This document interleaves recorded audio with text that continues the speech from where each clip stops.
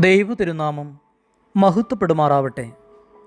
നിങ്ങൾക്കെല്ലാവർക്കും നല്ലൊരു സുപ്രഭാതം നേർന്നുകൊണ്ട് ഏറെ പ്രാർത്ഥനയോടെ പവർ ടു എംപവർ എന്ന യൂട്യൂബ് ചാനലിലേക്ക് ഹൃദ്യമായി സ്വാഗതം ചെയ്യുന്നു. എല്ലാവർക്കും സന്തോഷമാണോ? ഹലോ മാതാപിതാക്കന്മാരെ, പ്രത്യേകിച്ച് അവധിക്കാലത്തിരിക്കുന്ന വിദ്യാർത്ഥിനികളെ, കുട്ടികളെ, നമ്മളെല്ലാവരും പരിശുദ്ധാത്മാവിനെ പ്രാപിപ്പാൻ, പരിശുദ്ധാത്മാവിൽ പുതുക്കം പ്രാപിപ്പാൻ ഇങ്ങനെ കാത്തിരിക്കുകയാണ്. അപ്പോൾ എങ്ങനെയായിരിക്കണം കാത്തിരിക്കേണ്ടത്?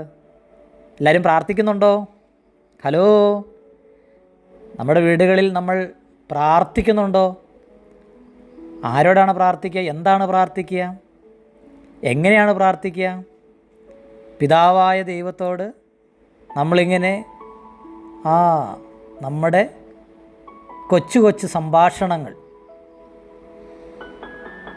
അങ്ങനെ പ്രാർത്ഥിച്ച് കുറച്ച് കഴിയുമ്പം പിതാവായ ദൈവം നമ്മളോട് ഇങ്ങനെ തിരിച്ച് സംസാരിക്കും.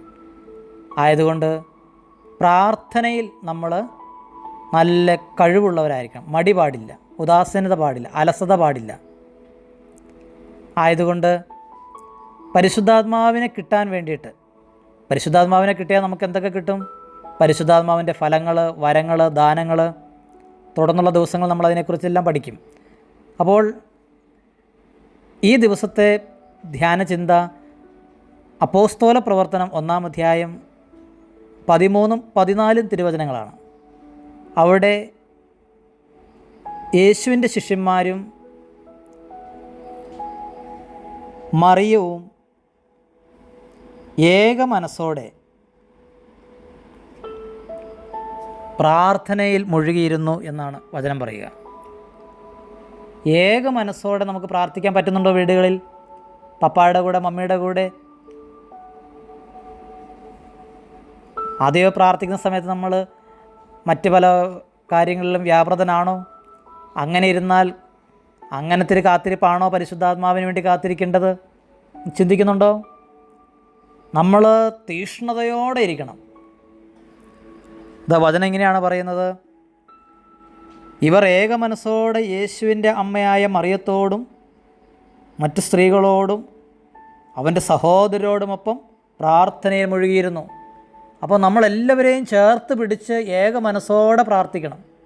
ദേഷ്യം പാടില്ല, വെറുപ്പ് പാടില്ല, കോപം പാടില്ല, വിദ്വേഷം പാടില്ല, അലസത പാടില്ല.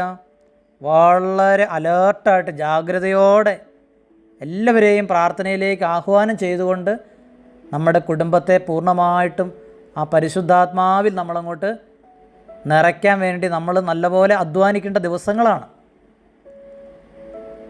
കുട്ടികൾക്ക് മനസ്സിലാവുന്നുണ്ടോ? അപ്പോൾ നമ്മുടെ കുട്ടികളെല്ലാവരും ഈ അവധിക്കാലത്ത് പരിശുദ്ധാത്മാവിൽ നിറയാൻ ആഗ്രഹിച്ച് അങ്ങ് നിറയണം. പപ്പായെയും മമ്മീനെയും എല്ലാം നമ്മൾ ഈ കാര്യത്തിൽ ഉണർത്തണം.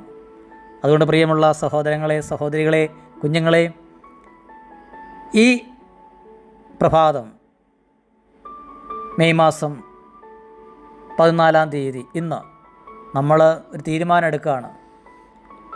ഇന്നലകളൊക്കെ പോട്ടെ, ഇനിയുള്ള കുറച്ച് ദിവസങ്ങൾ, ഇന്ന് 5-ാം ദിവസത്തെ ധ്യാനചിന്ത ഏകമനസ്സോടെ നമ്മുടെ കുടുംബത്തിലെ എല്ലാവരെയും നമുക്ക് ഒരുക്കിയെടുക്കാനായിട്ട്, പ്രാർത്ഥനയിലേക്ക് അവരെ ആഹ്വാനം ചെയ്യുവാനായിട്ട് ഇടയാകട്ടെ. വചനം ശ്രവിക്കുന്ന ഓരോ മകൻ്റെയും മകളുടെയും കുടുംബങ്ങൾ പരിശുദ്ധാത്മാവിൽ പുതുക്കം പ്രാപിപ്പാൻ, വിദ്വേഷവും വെറുപ്പും മാറ്റിവെച്ചിട്ട് ഏകമനസ്സോടെ പ്രാർത്ഥിക്കുന്ന ഒരു തലത്തിലേക്ക് ഉയരുവാൻ, വളരുവാൻ, പ്രാർത്ഥനയുടെ സമയത്ത് പ്രാർത്ഥനയെ ഒരു വെറുപ്പോടെ, അതിന് മടി കാണിക്കുന്ന ഓരോ ഹൃദയങ്ങളും, അലസമായ ഓരോ ഹൃദയങ്ങളും വീണ്ടും ജ്വലിക്കുവാൻ, വിശുദ്ധിയിൽ നിറയുവാൻ ഓരോ മകനെയും മകളെയും ഈ സമയത്ത് സമർപ്പിച്ച്, പരിശുദ്ധാത്മാവിൻ്റെ കരങ്ങളിലേക്ക് സമർപ്പിച്ച് അവർ വീണ്ടും ഉജ്ജ്വലിക്കുവാൻ, പരിശുദ്ധാത്മാവ് അവരുടെ മേൽ പറന്നിറങ്ങുവാൻ പിതാവിൻ്റെയും പുത്രൻ്റെയും പരിശുദ്ധ റൂഹായുടെയും നാമത്തിൽ പ്രാർത്ഥിക്കുന്നു. നിങ്ങൾക്കെല്ലാവർക്കും ഒരിക്കൽ കൂടി നല്ലൊരു സുപ്രഭാതം നേർന്നുകൊണ്ട് പ്രാർത്ഥനാപൂർവം ജയ് മോനച്ചൻ.